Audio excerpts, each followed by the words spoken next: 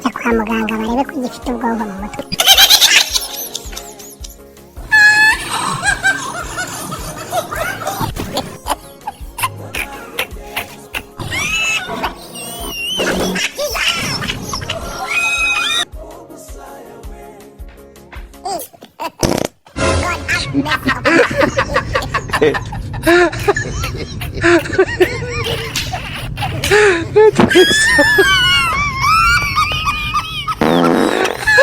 Rumah setan.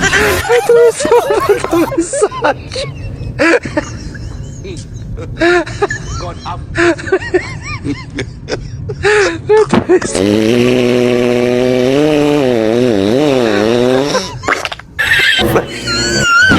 Kisah.